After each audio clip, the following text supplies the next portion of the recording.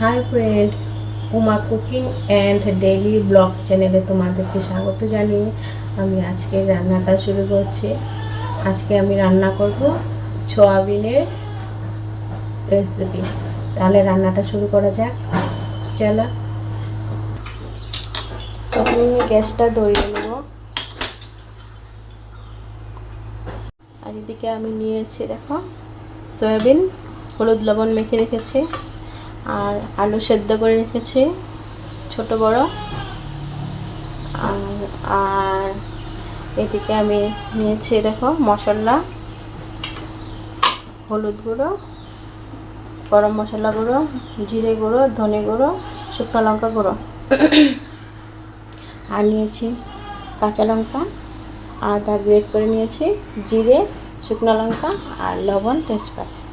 তাহলে রান্নাটা স্টার্ট করা যাক।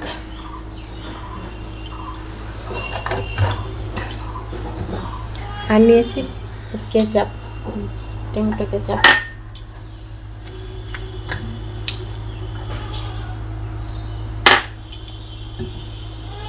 প্রথমে তেল দিয়ে দিব কড়াইতে।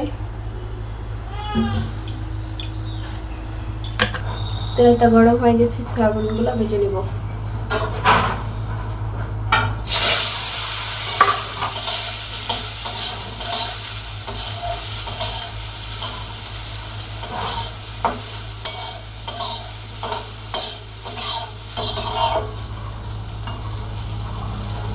আমি এখানে ফরচুনের সয়াবিনটা নিয়েছি। সয়াবিনটা হয়ে গেছে, নামিয়ে নেব।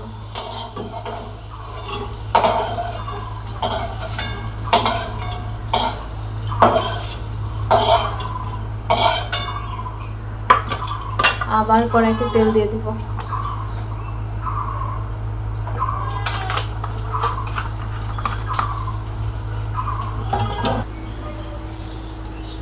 তেলটা গরম হয়ে গেছে, দিয়ে দেবো একটা তেজপাতা, দুটো শুকনো লঙ্কা, জিরে আর দিয়ে দেবো আদা।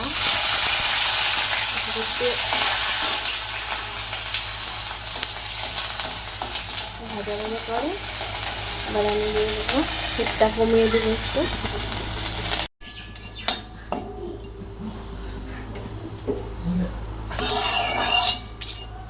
এটা পর্যন্ত আর কি দিয়েছিলাম, এটা বেশি, এটা করে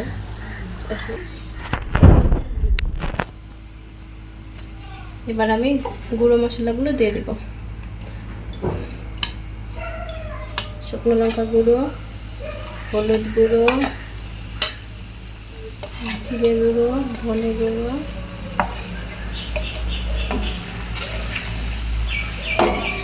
দিয়ে সামান্য জল দিয়ে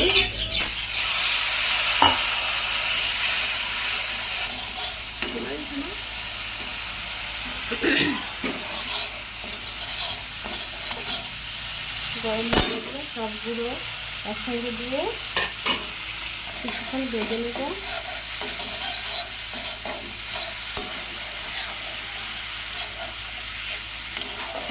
ভাজা ভাজা হয়ে গেছে, এবার আমি টমেটো কেচাপটা দিয়ে দিব। দিয়ে আরেকটু ভেজে নেব।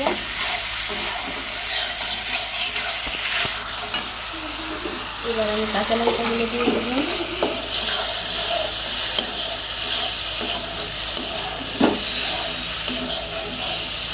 ভাজা ভাজা হয়ে গেছে, এবার আমি সেদ্ধ করে আলুটা দিয়ে দেব। আলুটা আমি একটু ভেঙে দেবো।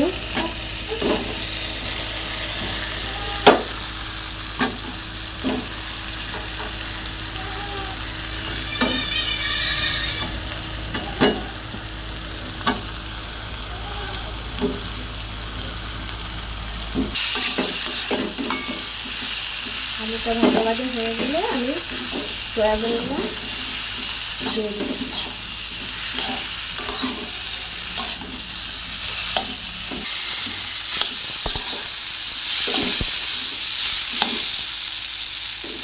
এবার আমি স্বাদ মতো লবণ দিয়ে দেবো।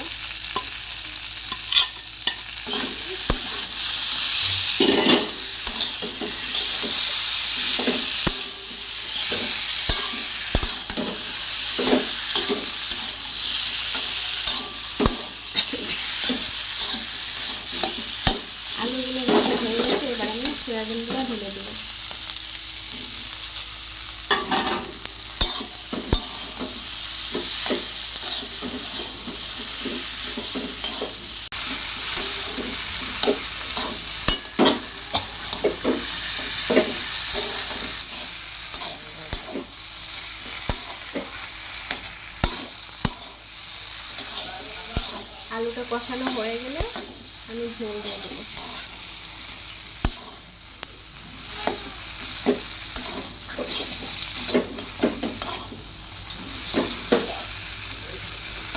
আলুটা হয়ে গেছে, এবার আমি ঝোল দিয়ে দেবো।